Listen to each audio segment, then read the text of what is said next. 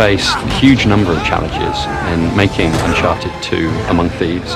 One of the things that we did right at the beginning of the project was to write out kind of a list of the rules by which the Uncharted world operates. It's very much a game about exploration and discovery. It's kind of larger than life, and it has these characters in the world who are often eccentric or surprising. Yeah, well, payback's a bitch. We have challenges on all fronts. It's how do you create a grounded character in a grounded setting, trying to get the pacing right, not only in the story and the cutscenes, but in games, so they actually start playing the way that we're drawing them in the story. They need to look and react that way in the game as well.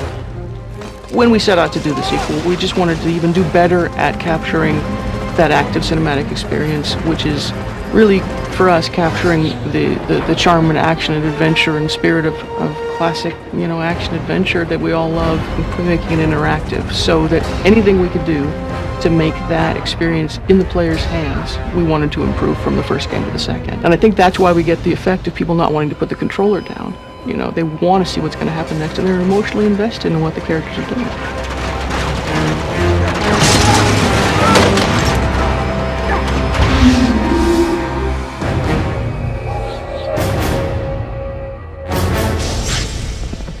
He's got a really unique character in Nathan Drake, so we really wanted to delve deeper into the character, figure out what makes him tick, and expand the cast of characters to allow him to have a lot of different individuals to play off. Nate, this is Carl Schaefer.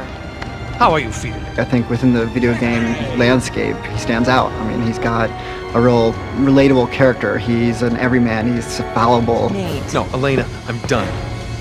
Now, come on, I'm through playing the hero. We knew that we wanted to expand on his character, to explore flaws and conflicts without losing what we thought was at the heart of our story, which is humor and charm. Yeah, good luck, pal. I mean, that's almost impossible to... Oh, you did it. Nice. And, there's even elements of romantic comedy, which I think is unusual in games. If it makes you feel any better, my relationship with Flynn is strictly professional. Really? Mostly professional. Oh. True character is defined by the choices a human being makes under pressure. So that's what we try to do with Nate, is throw something at him that just pushes him enough, right, up against the wall, that forces him to kind of be cunning and skillful, and then thus become the hero in the story.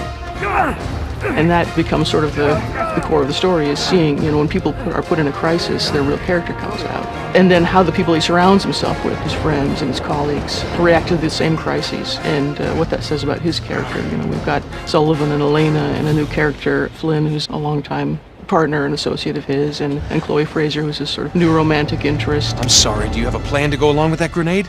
Yes, I do. And all these people sort of are satellites around him that reflect different aspects of his personality and pull him in different directions. And then we want to just see what happens when the shit hits the fan. We can't just leave him here to die. He is as good as dead already, and so are we if we don't go now. Then go. Yeah, nobody's stopping you.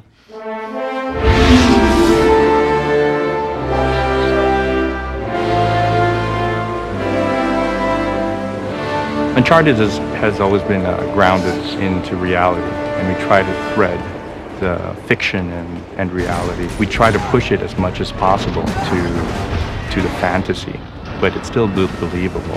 We've always wanted this very lush and colorful world. We want just vibrancy in all of our textures, detail. It's just all about detail, detail, detail. Some of us actually been to the Gompas in Nepal and Tibet, and we look at the location and the culture and how rich the architecture is, and just how they've developed their culture and the colors and the design. And sometimes reality is better than almost anything you can create. The big picture and the details. You can't have one without the other. So we'll do a variety of different types of concept art. We'll start off with sort of the big production paintings that give you the breadth and scope of what the level's supposed to look like. And they'll do tons and tons and tons of pages of, what do the pipes look like? What does this look like?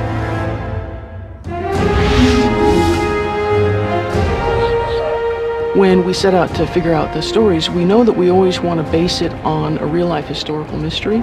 Our catalyst for this story was a real-life story about Marco Polo, one of the first Westerners to travel to China as a trader, as a merchant. And the mystery surrounding his return home was what we used as our launching point. Marco Polo leaves China with 600 passengers and 14 ships loaded down with treasure from Kublai Khan. Now he lands in Persia a year and a half later. with only one ship left and only 18 passengers. So somewhere out there are 13 ships loaded with the Emperor's treasure waiting to be found. Yeah, and that is what your client is after.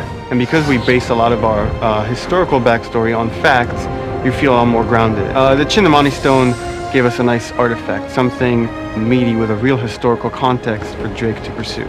So here we have this artifact that somehow ties into Shangri-La, and that was another grounding for us. A lot of people pay lip service to trying to tell a good story in a video game, but they don't really take the steps necessary to deliver on that promise. And our team really has embraced that challenge, and I think we're providing a level of character-driven plot that most games just aren't capable of doing. And we combine that with a really rich gameplay experience that weaves that narrative into the game as you're playing it, and it's just that whole package that we're bringing is what I'm most proud of. But what is it they say? Fortune favors the bold. Right. Lucky me.